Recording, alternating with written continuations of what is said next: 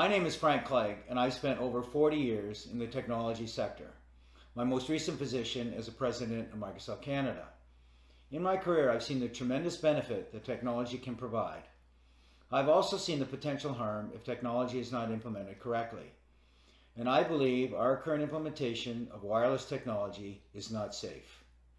That's why I co-founded Canadians for Safe Technology and why I joined the business advisory group of the Environmental Health Trust.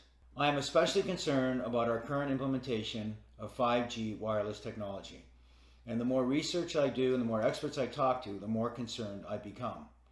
Now, there's no doubt that there are benefits such as autonomous vehicle and faster download speeds. At the same time, I think there is potential harm. I think it's important that we understand that 5G is not just an incremental number on our cell phones.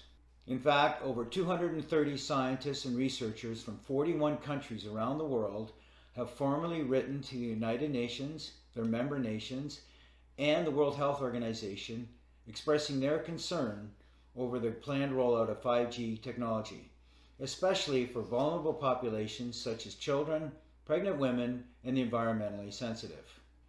They have been joined by state legislatures and federal regulators who have asked the FCC to provide evidence that there is no harm from the rollout of 5G technology.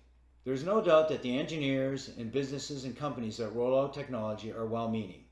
However, their focus is on being first to market and getting new products into the market as efficiently and quickly as they can. I am not aware of any research or studies by my industry or related industry that deal at all with the health or safety effects of wireless technology. Here are some important facts about 5G. 5G technology has not been tested. I am not aware of a single study that shows that 5G technology is safe. 5G, as in all other wireless technology, gives off radio frequency radiation, which is absorbed in the human body and accumulates in the human body. One segment of 5G technology are millimeter waves. Millimeter waves are used by the US and Israeli government in their active denial systems, which are used for crowd control. And what they do is they provide a very painful reaction in the skin organs of the body. We have no idea what the impacts will be to human health if that kind of millimeter wave technology is used and we are exposed to it 24 hours a day, 7 days a week. There are significant proven health effects from wireless technology and wireless devices. These include insomnia, headaches, fatigue, heart palpitations, all caused by exposure to wireless devices and the radiation from them. More serious symptoms and conditions include heart arrhythmia, infertility, tinnitus, numbness or tingling in the extremities, diabetes, cancer, and permanent DNA damage. Mental health is also impacted, with increased anxiety, depression, rises in ADHD and autism, mood swings, and emotional instability. In fact, all of these health factors and conditions have risen exponentially over the last 30 years, and hundreds of studies that show proof of biological harm from wireless devices. Most recently, in 2018, the National Institute of Health's National Toxicology Program released the findings of a 14-year, $25 million study that showed clear evidence of harm in terms of cancer and permanent DNA damage. This study, several months later, was verified by the prestigious Ramazzini Institute out of Italy, which found the same results. Now you may ask how a product that has this potential harm could ever be released to the market and to the public for public use. Well, the way the process works is the FCC regulates all wireless devices and products associated with them. Unfortunately, the FCC is made up of previous telecom executives, lawyers, and engineers.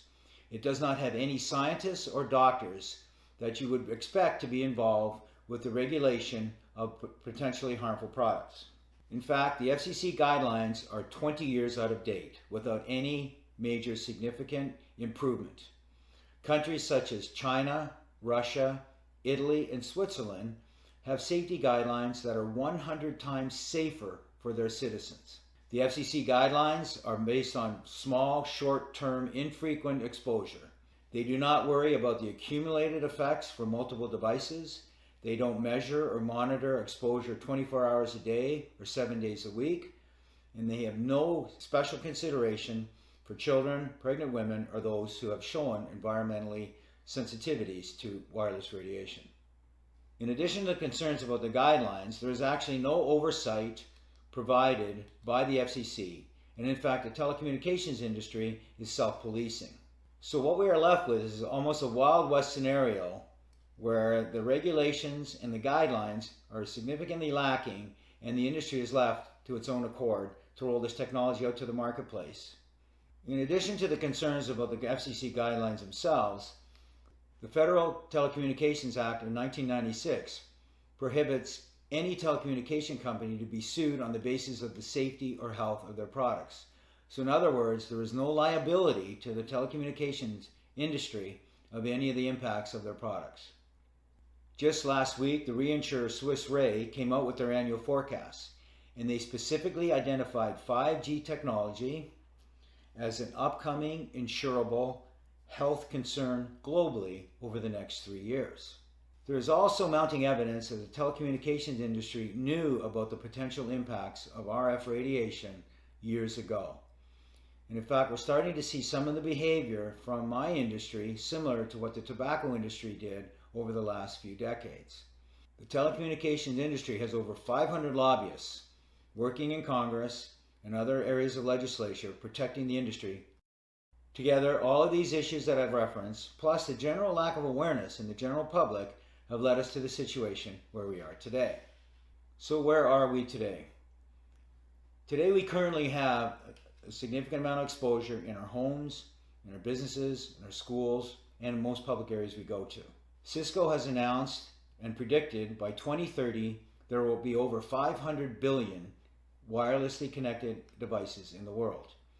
That works out to be almost 60 devices for every person on the planet. Many states and cities around the world are debating and passing legislation about the rollout of 5G technology. And in fact, what we're seeing in the US is at the federal and the state level, they're fast-tracking some of this legislation to support the rollout of 5G infrastructure. Unfortunately, this legislation seems to be taking away all individual rights and the rights of local towns and counties and cities and passing more power to the telecommunication companies. We believe this is a historic and precedent-setting power shift from the individual and state and local level over to an industry. In fact, many communities in the US and around the world are passing moratoriums preventing the rollout of 5G technology until it is proven safe. 5G will impact you personally. There are designs that show the requirement for small cell 5G antennas as close as every third house in the neighborhood and could be as close as every 500 feet in public areas.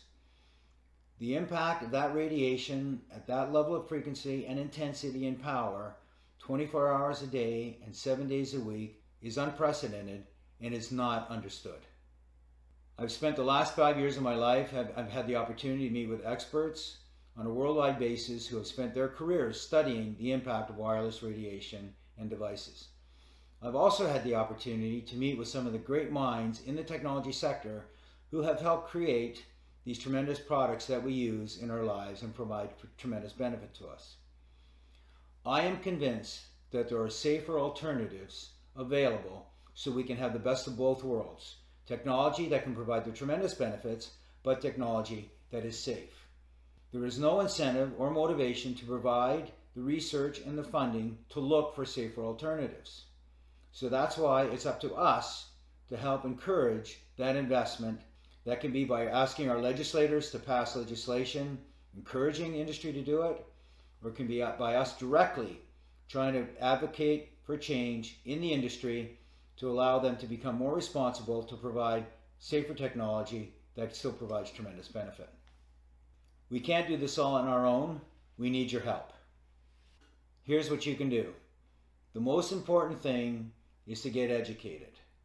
We have provided a little bit of an overview and some of the scientific evidence that shows there's a potential harm. But now you have to take the initiative. There are some tremendous websites, Canadians for Safe Technology, the Environmental Health Trust, saferemr.com, and the Physicians for Safe Technology. There are also other resources that are listed at the end of this video. We encourage you to spread the word, share this information, share the video with your coworkers, with your family, with your friends, with legislators at the state and federal level. Even your local school boards can have an impact if they choose to engage. Ultimately, your knowledge is in your power, and your power is in your hands. I fundamentally believe we can have the best of both worlds. That is access to the technology and the tremendous benefits it provides, but in a safe manner. We are advocates for safe technology, not no technology. I thank you for your time.